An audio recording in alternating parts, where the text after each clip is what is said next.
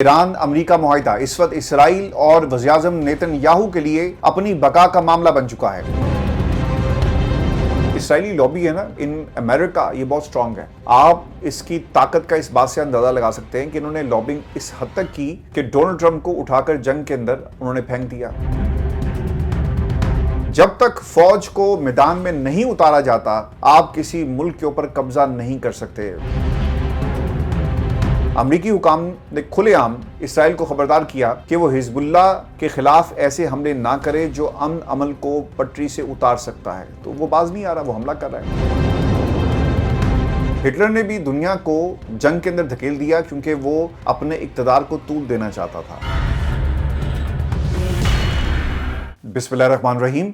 अस्सलाम वालेकुम, मैं इरफान हाशमी लंदन स्टूडियो से आपको प्रोग्राम में खुश आमदीद कहता हूं। दोस्तों, खबर यह है कि ईरान अमरीका मुआहिदा इस वक्त इसराइल और वज़ीर-ए-आज़म नेतन्याहू के लिए अपनी बका का मामला बन चुका है। इसलिए वो दिन रात इस मुआहिदे को सबोताज करने के लिए साजिशों में आपको मसरूफ नजर आएगा। अमरीकी इंटेलिजेंस इदारों ने ट्रंप इंतजामिया को खबरदार किया कि इसराइली वज़ीर-ए-आज़म नेतन्याहू ऐसे इक़दामात कर सकते हैं जो सदर डोनाल्ड ट्रंप की ईरान के साथ पायदार अमन मुआहिदे की कोशिशों को नुकसान पहुंचाएगा। मौजूदा और साबिक अमरीकी हुकाम के मुताबिक नेतन्याहू को अंदरूनी मुल्क शदीद सियासी दबाव का सामना करना पड़ा है और लेबनान में जारी फौजी मुहिम को जारी रखे। इंटेलिजेंस रिपोर्ट्स के मुताबिक इसराइल लेबनान में ईरान के इत्तेहादी ग्रुप हिजबुल्लाह के खिलाफ अपनी फौजी कार्रवाइयां जारी रखने का इरादा रखता है, जबकि ईरान और अमरीका के दरमियान तय पाने वाली इब्तदाई मफाहमती याददाश्त एक बुनियादी नुक्ता जिसमें यह था कि लेबनान के अंदर जो जंगी कार्रवाइयां हैं इसको फौरी तौर पर खत्म किया जाएगा। अब आपने एक बात याद रखनी है, जो एक सख्त वॉर सिनेरियो बन रहा है और डोनाल्ड ट्रंप के खिलाफ किस किस्म की साजिश की जा रही है। खुफिया एजेंसियों ने बता दिया कि तुम्हारे खिलाफ साजिश हो रही है। अब साजिश है क्या?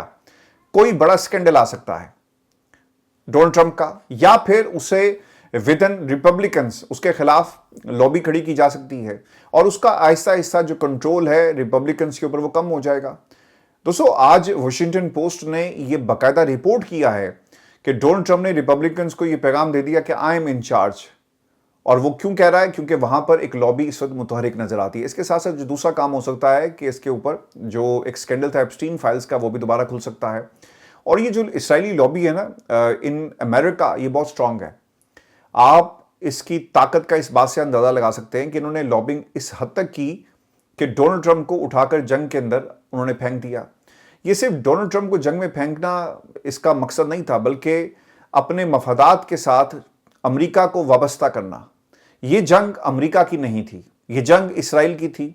इस लॉबी ने इस हद तक उसे कन्विंस कर लिया कि डोनाल्ड ट्रंप को इस जंग में जाना पड़ा। जब वो जंग में गया, जिस तरह से जंग को एक सुहाने ख्वाब की तरह दिखाया गया कि तो जनाब वॉर ट्रॉफी है, विक्ट्री स्पीच है, मिड टर्म इलेक्शन है, पॉलिटिकल कैपिटल, 47 साल से जो कोई नहीं कर सका वो तुम करके दिखाओगे। और दोस्तों, ये वो लालच थी जिसमें डोनाल्ड ट्रंप साहब आ गए। वो चले गए ईरान, हमला कर दिया। 5 दिन के बाद ना उनकी अकल ठिकाने आ गई कि हम ईरान को अगले 5000 साल भी कॉन्कर नहीं कर सकते। आपकी स्ट्रेटेजी गलत है ना।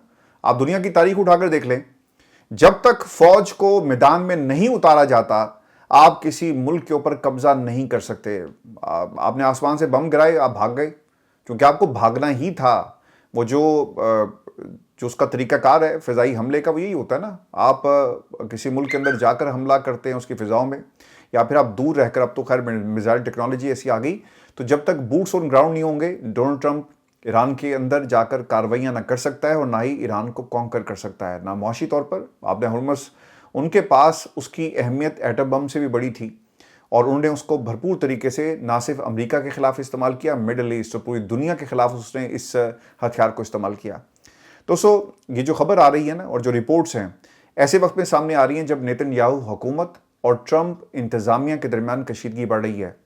अमरीकी हुकाम ने खुलेआम इसराइल को खबरदार किया कि वो हिजबुल्लाह के खिलाफ ऐसे हमले ना करे जो अमन अमल को पटरी से उतार सकता है। तो वो बाज नहीं आ रहा, वो हमला कर रहा है। दोस्तों, आज इसराइल ने जनूबी लेबनान में फ़िज़ाई हमले किए जिन्हें हिजबुल्लाह के एक ड्रोन हमले का जवाब करार दिया गया, जिसमें 4 इसराइली फ़ौजी हलाक हुए। और इन झड़पों के बाद अमेरिका और ईरान के दरमियान स्विट्ज़रलैंड में होने वाले मुज़ाकरात भी मुलतवी कर दिए गए। और दोस्तों, इसमें ना एक चीज़ मैं ऐड कर दूं आगे बढ़ने से पहले, अमेरिकन वर्जन भी आपके सामने रखेंगे, लेकिन ईरानियन ये समझते हैं कि अगर हम स्विट्ज़रलैंड चले जाते तो शायद ये अमेरिका की बहुत बड़ी कामयाबी होती। देखिए, ट्रस्ट डेफिसिट इस हद तक है कि कोई अपने मुल्क से निकल कर टेबल पर बैठने के लिए तैयार नहीं है, क्योंकि आपका ट्रैक रिकॉर्ड ऐसा था। اور جب تک اسرائیل اس طرح سے حملے کرتا رہے گا لبنان کے اندر، ایران اپنی مین قیادت کو کبھی بھی کسی دوسرے ملک میں بھیج کر ان معاہدوں کے اوپر دستخط نہیں کروائے گی۔ اور دیکھیں جو سیکیورٹی کنسرن ہے وہ بہت بڑا ہے۔ اس سے پہلے بھی قیادت کو شہید کیا گیا۔ قاسم سلیمانی کی شہادت کا جو کریڈٹ ہے نا وہ لیتے ہیں کہ جناب ہم نے ان کو شہید کیا، اور ڈونلڈ ٹرمپ اسے اپنی وار سپیچ میں پولیٹیکل موٹیوز کے لیے استعمال کر رہا ہے۔ تو یہ ایک سیکیورٹی کا معاملہ بھی تھا۔ تو ایران کہ ہاں ابھی بھی ایک ٹرسٹ ڈیفیسٹ ہے، ایران سمجھتا ہے کہ امریکہ دھوکہ دے گا۔ دوستو، امریکی نائب صدر جے ڈی وینس نے بھی اپنا دورہ مؤخر کر دیا۔ امریکی انٹیلیجنس رپورٹ کے مطابق نیتن یاہو کو خدشہ ہے کہ اگر وہ لبنان سے فوجیں واپس بلائے گا یا جنگ بندی قبول کرے گا تو اسرائیل کی جو عوام ہے اسے شکست تصور کرے گی، خاص طور پر اس سال کے آخر میں انتخابات کے تناظر میں۔ یہ تمام جو اس کی کیلکولیشن ہے اب آپ کو سمجھ میں آ گئی کہ نریندر مودی انڈیا کے اندر جب بھی الیکشن ہوتے ہیں تو آپ کو کسی نہ کسی علاقے کے اندر فسادات نظر آتے ہیں، اور وہ مسلمانوں کے خلاف یا دیگر جو قومیں وہاں پہ بستی ہیں ان کے خلاف آپ کو مختلف جو فسادات ہیں ودن بھارت ہوتے ہوئے نظر آئیں گے۔ خاص طور پہ اس سال کے آخر میں جو ایکسپیکٹڈ انتخابات ہیں اس کے تناظر میں یہ بہت بڑی ڈیولپمنٹ ہے۔ اب آپ کو سمجھ میں آ گئی کہ دنیا کے اندر جنگوں کا آغاز کیوں کیا جاتا ہے۔ بھارت کے اندر آپ نے ایک جنگ پاکستان کے خلاف شروع کی، مقصد کیا تھا کہ آپ اپنے لوگوں کو اپنے ساتھ کر سکیں، پولیٹیکل موٹیوز۔ ہٹلر نے بھی دنیا کو جنگ کے اندر دھکیل دیا کیونکہ وہ اپنے اقتدار کو طول دینا چاہتا تھا۔ دنیا میں جنگیں شروع کی جاتی ہیں اقتدار کے لیے۔ امریکنز نے بھی یہ کام کیا، انہوں نے کہا ٹھیک ہے 47 سال سے جو نہیں ہوا ہم آپ کو کر کے دکھائیں گے۔ وہ شخص جو امن کا انعام حاصل کرنا چاہتا ہے، جس نے افغانستان میں لوگوں اپنی فوج کو باہر نکالا اور کہا کہ ہم افغانستان سے فوج کو نکالیں گے، خیر بائیڈن نے نکالا لیکن جو انیشیٹو تھا وہ اس نے لیا اور وہ کہہ کر گیا تھا، وعدہ کر کے گیا تھا۔ وہ بندہ دنیا میں جنگیں جو ہیں ان کا آغاز کر رہا ہے، کسی بھی ملک کے سربراہ کو اغوا کر لیتا ہے۔ تو کس طرح سے اپنے پولیٹیکل موٹیوز حاصل نہیں کر رہا ہے، صرف سیاست کا کھیل ہے، یعنی سیاست کے لیے سب کچھ کیا جا رہا ہے۔ بھارت کے اندر نریندر مودی صاحب، امریکہ میں ڈونلڈ ٹرمپ صاحب، وار ٹرافی جو انہیں نہیں ملی، اور اسرائیل کے اندر اپنے پولیٹیکل موٹیوز حاصل کرنے کے لیے۔ دیکھیں اگر یہ جنگ رک گئی تو نیتن یاہو کے پاس کیا ہے بیچنے کے لیے اپنی عوام کو؟ کیا وہ کہے گا جا کر کہ ہم جنگ جیت کر آئے یا جنگ ہار کے آئے؟ اور کیا کہے گا کہ جو کیسز اس کے اوپر بنے ہوئے ہیں ان کا جواب کہاں سے دے گا؟ اس کو تو سزا ہو جانی چاہیے تھی، لیکن اس نے اپنے ملک کے اندر جنگ کو چھیڑ کر اور ایک محاذ پر اپنی فوجوں کو بھیج کر اس نے اپنی عوام کے سامنے یہ ایک سٹانس رکھا کہ کیونکہ ہم حالت جنگ میں ہیں لہٰذا ہمیں اسی گورنمنٹ کو کنٹینیو کرنا پڑے گا، یعنی کروائیں، سپورٹ کریں، بجٹ بڑھانا ہے بجٹ بڑھایا جائے۔ تو یہ جنگیں ہیں جو پولیٹیکل اقتدار کو طول دینے کے لیے دوستو دنیا میں اس کا آغاز کیا جاتا ہے۔ ایک امریکی اہلکار کے مطابق نیتن یاہو کی سیاسی بقا اس بات سے جڑی ہوئی ہے کہ وہ اسرائیلی عوام کو دکھائیں کہ وہ حزب اللہ کے خلاف سخت موقف برقرار رکھے ہوئے ہیں۔ رپورٹ میں یہ بھی کہا گیا کہ اسرائیل ٹرمپ کے امن معاہدے کی شرائط سے ناخوش ہے، چونکہ ان سے ایران پر زیادہ سے زیادہ دباؤ برقرار رکھنے کی اسرائیلی حکمت عملی متاثر ہوتی ہے۔ اسرائیلی قیادت کا خیال ہے کہ یہ معاہدہ حزب اللہ کے خلاف اس کی فوجی آزادی کو محدود کر سکتا ہے۔ اور دوستوں کو خبر یہ بھی دیں کہ ٹرمپ انتظامیہ کا موقف ہے کہ معاہدہ اسرائیل کو اپنے دفاع سے نہیں روکتا، اور اگر حزب اللہ حملہ کرتی ہے تو اسرائیل جواب دے سکتا ہے۔ امریکی حکام کے مطابق معاہدہ مکمل کرنا اور آبِ ہرمز کو دوبارہ کھولنا عالمی معاشی بحران سے بچنے کے لیے زیادہ اہم ہے۔ ایک اسرائیلی حکومتی عہدیدار نے کہا کہ لبنان میں اسرائیلی فوجی کارروائیوں کا مقصد صرف اسرائیلی شہروں کو حزب اللہ کے حملوں سے محفوظ رکھنا ہے۔ اب آپ کو سمجھ میں آ گئی کہ آبِ ہرمز کا جو معاملہ تھا یہ اس جنگ کے آغاز میں نہیں تھا، آپ کے غلط فیصلوں کی وجہ سے آبِ ہرمز کا معاملہ شروع ہوا، اور ایران اس میں آپ کو فاتح نظر آئے گا، اور اگر کوئی سب سے بڑا لوزر ہے تو وہ ڈونلڈ ٹرمپ اور اسرائیل ہے۔ دوستو دوسری جانب اسرائیل میں عوامی رائے عامہ اب بھی حزب اللہ کے خلاف سخت کارروائیوں کی حامی ہے، اور مئی میں ہونے والے ایک سروے کے مطابق تقریباً 70% یہودی اسرائیلی حزب اللہ کے خلاف جنگ کو مزید تیز کرنے کے حق میں ہیں۔ شمالی اسرائیل سے بے گھر ہونے والے ہزاروں افراد مسلسل مطالبہ کر رہے ہیں کہ نیتن یاہو حزب اللہ کو مکمل طور پر کمزور کرے۔ امریکی حکام کے مطابق اگر اسرائیلی جو قیادت ہے وہ جنوبی لبنان سے اپنی فوجیں واپس نہیں نکالتی تو ایران اور امریکہ کے درمیان ہونے والا نازک معاہدہ ناکام ہو سکتا ہے، اور مجھے یہ ناکام ہوتا ہوا نظر آ رہا ہے۔ دوستو ایک امریکی اہلکار نے خبردار کیا کہ جنوبی لبنان پر قبضہ برقرار رکھنا تباہی کا نسخہ ہے، اور ایسی صورت میں اسرائیل اور حزب اللہ کے درمیان دوبارہ جنگ تقریباً یقینی ہو جائے گی۔ اسرائیلی وزیر جو قومی سلامتی کے ہیں ان کی طرف سے ایک سٹیٹمنٹ آئی اور انہوں نے اپنا ایک بیان دیا۔ وہ یہ کہتے ہیں کہ ہر اسرائیلی ماں کے آنسوؤں کے بدلے 1000 لبنانی ماؤں کو رونا چاہیے اور پورا لبنان جو ہے وہ جلے گا. تو وہ لبنان کو آگ لگانے کی بات کر رہے ہیں, لبنان کو مارنے کی بات کر رہے ہیں, لیکن دنیا کو یہ نظر نہیں آتا. دوستو دنیا کو نظر نہیں آتا. جب آپ بچوں کے سروں کے نشانے لے رہے تھے اور اپنا نشانہ درست کر رہے تھے, اس وقت دنیا خاموش تھی. فلسطین کے اندر کتنے ہزار مسلمانوں کو شہید کر دیا گیا, ان کی مائیں آج بھی اپنے بچوں کی راہ تک رہی ہیں. ان کے آنسو سوکھ گئے. آپ کو اپنے ماؤں کے اور اپنے بہن بھائیوں کے اور ان کی ماؤں کے آنسو نظر آ رہے ہیں, لیکن جو قہر تم نے فلسطین کے اندر برپا کیا, اس کا جواب کون دے گا؟ دوستو یہ دنیا میں جتنے بھی جو طاقت کے علمبردار ہیں اور امن کے علمبردار سو کالڈ, ان سے کوئی سوال کرے کہ آج آپ اسرائیل کے ساتھ کھڑے ہیں اور آپ کو اپنی غلطی کا احساس ہوا کہ آپ نے حرمت سے دنیا کی معیشت خراب ہو رہی ہے. پہلے بھائی تم اس جنگ میں گئے کیوں؟ اگر تم اس جنگ کو سنبھال نہیں سکتے تھے, اور کیا یہ ایڈونچر تھا جو مس ایڈونچر میں کنورٹ ہو گیا؟ تم نے دنیا کی معیشت کو تباہ کر دیا, مڈل ایسٹ کو تباہ کر دیا. مڈل ایسٹ بھی اپنے نئی اتحادیوں کی طرف جا رہا ہے. اور دوستو دوسری جانب جو ودن اسرائیل آوازیں اٹھ رہی ہیں, جو وہاں کے انالسٹ ہیں, وہ یہ بتاتے ہیں کہ آپ کی جنگ نیتن یاہو کی جو جنگ ہے ڈونلڈ ٹرمپ کے ساتھ, یہ ایک بہت بڑا خطرہ ہوگا. اور اگر اس جنگ کو کنٹینیو کیا گیا تو آپ کو اس کی ایک بہت بڑی قیمت ادا کرنی پڑے گی. یعنی آپ کا یہ آخری ٹینیور ویسے ہی ہے اور آپ مکمل طور پہ انٹرنیشنل جو سینیریو ہے اس سے مکمل طور پہ آپ الگ تھلگ ہو کر اور تنہا ہو جائیں گے, اور کوئی آپ کا ساتھ نہیں دے گا. دیکھیں جب ڈونلڈ ٹرمپ یہ کہتا ہے نا کہ پوری دنیا تم سے نفرت کرتی ہے, یہ صرف امریکہ ہے جو تمہارے ساتھ کھڑا ہے, پھر دنیا اس کو نفرت کر کے دکھائے گی. اگر امریکہ اس کے ساتھ کھڑا نہیں ہوتا اور made in U S A bomb اگر وہ نہیں دیں گے, تو پھر آپ کیا چلائیں گے؟ تیر کمان سے تو لڑائی نہیں ہونی نا. آپ کو بم چاہیے, آپ کو ڈیفنس سسٹم چاہیے, اور وہ سب کچھ آپ کو میڈ ان یو ایس اے مل رہا ہے. تو آپ کی اگر لڑائی ڈونلڈ ٹرمپ کے ساتھ شروع ہو گئی تو پھر آپ کے لیے بچنے کا کوئی راستہ نہیں ہے. دوستو اسرائیلی انٹیلیجنس کا ایک سابق افسر ہے ڈینیس سیٹرونوچ, اس کے مطابق نیتن یاہو خود کو ایک مشکل صورتحال میں اس نے خود دھکیل دیا, کیونکہ ان کے نزدیک ایران جو ان کا سب سے بڑا حریف ہے, اب امریکی انتظامیہ کی پالیسیوں سے مضبوط ہو رہا ہے. رپورٹ کے مطابق جون کے دوران نیتن یاہو نے 2 مرتبہ بیروت پر فضائی حملے کیے, جن سے امن عمل کو نقصان پہنچنے کا خدشہ پیدا ہوا. 7 جون کے حملے کے بعد ایران نے جوابی بیلسٹک میزائل داغے اور صورتحال کو صرف وائٹ ہاؤس کی مداخلت کے بعد قابو میں لایا جا سکا. امریکہ نے بھی اسرائیل کو سخت پیغام دیا. نائب صدر جے ڈی وینس نے کہا تھا کہ ڈونلڈ ٹرمپ اس وقت دنیا کے واحد سربراہ مملکت ہیں جو اسرائیل کے ساتھ ہمدردی رکھتے ہیں, اور وہ دنیا کی سب سے بڑی طاقت کے سربراہ بھی ہیں. اگر میں اسرائیلی کابینہ میں ہوتا تو اپنے واحد طاقتور اتحادی سے ٹکر لینے کی کوشش کبھی بھی نہ کرتا. تو یہ پیغام وائٹ ہاؤس سے بھی ان کو دے دیا گیا ہے. دوستو اس وقت اسرائیلی فوج لبنان کے تقریباً 200 مربع میل علاقے پر قابض ہے. لبنانی حکام کے مطابق مارچ سے جاری اسرائیلی فوجی کارروائیوں میں 3000 سے زائد افراد ہلاک ہو چکے, جبکہ 10 لاکھ سے زائد افراد اپنے گھروں سے بے گھر ہو گئے.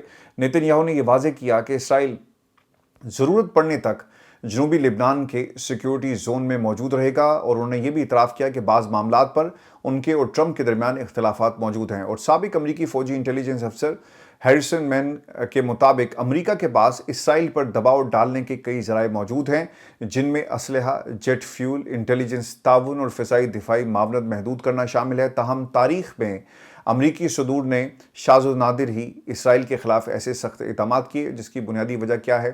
ان کی لابنگ ہے ودن وائٹ ہاؤس, ودن ریپبلکنز یا ڈیموکریٹس. وہاں پہ آپ کو ایک ایسا جو طبقہ ملے گا, ایک ایسا گروپ ملے گا جو آنے والے ہر صدر کو شیشے میں اتارتا ہے اور ان کو کنٹرول کرتا ہے. دوستو سوئٹزرلینڈ میں ایران امریکہ معاہدے کے لیے سجی بیٹھک کو کیوں بند کرنا پڑا اور سارے انتظامات کیوں منسوخ کرنا پڑے, اس کی وجوہات سامنے آ گئی ہیں. اور ایرانی میڈیا بلکہ امریکی میڈیا بھی یہ رپورٹ کر رہا ہے کہ مذاکرات کے ملتوی ہونے کی سب سے بڑی وجہ لبنان پر اسرائیلی حملے تھے.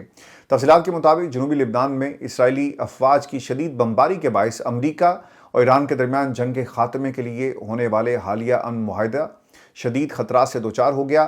لبنان پر مسلسل حملوں کے باعث سوئٹزرلینڈ میں دونوں ممالک کے درمیان شیڈول اہم ترین مذاکرات آخری لمحات پہ ملتوی کر دیے گئے. امریکی نائب صدر جے ڈی وینس نے سوئٹزرلینڈ کا اپنا طے شدہ دورہ ملتوی کیا, جہاں انہوں نے ان مذاکرات کی قیادت کرنی تھی. ذرائع یہ بھی بتاتے ہیں کہ چیف مذاکرات کار کالیباف اور وزیر خارجہ عباس اراغچی سوئٹزرلینڈ روانگی کے لیے بالکل تیار تھے, لیکن اسرائیلی جارحیت جاری رہنے کی وجہ سے ایرانی وفد کا دورہ آخری لمحات میں ملتوی کر دیا گیا. دوستو وائٹ ہاؤس نے اس التوا کی وجہ لاجسٹک مسائل کو قرار دیا. تاہم حزب اللہ کے قریب سمجھے جانے والے جو عرب سیٹلائٹ چینل ہیں, ان کی رپورٹ کے مطابق ایران نے لبنان پر جاری اسرائیلی حملوں کے خلاف احتجاجاً اپنا وفد سوئٹزرلینڈ بھیجنے سے انکار کر دیا. اور دوستو میں نے آپ کو اس سے پہلے بھی اس خدشے کا اظہار کر چکا ہوں کہ اسرائیل اس عمل کو سبوتاج کرنے کے لیے ہر حد تک جائے گا۔ آن لائن دستخط کے ساتھ مفاہمتی یادداشت تو طے پا گئی، لیکن پاکستان کی میزبانی میں سوئٹزرلینڈ میں جو تقریب تھی وہ نہیں ہو سکی۔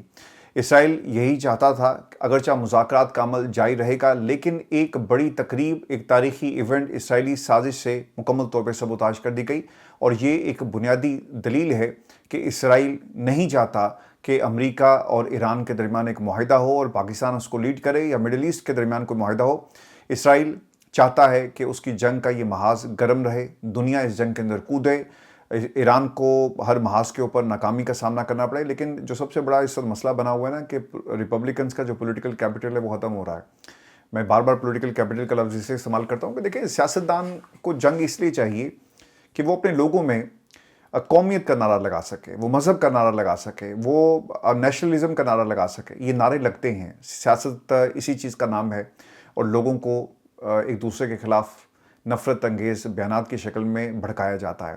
دوستو، فرانس سے میں آپ کو خبر دے دوں کہ G7 ممالک کے اجلاس سے ایک نئی کہانی سامنے آئی ہے جو اس وقت عالمی میڈیا کی توجہ کا مرکز بنی ہوئی ہے، اور یہ کہانی صدر ٹرمپ اور اٹلی کی خاتون وزیر اعظم جورجیا میلونی کے درمیان ایک واقعے کے حوالے سے۔ غیر ملکی میڈیا رپورٹس کے مطابق ڈونلڈ ٹرمپ نے اٹلی کے ایک نیوز چینل سے گفتگو میں دعویٰ کیا کہ جورجیا نے میرے ساتھ تصویر بنوانے کے لیے منت سماجت کی۔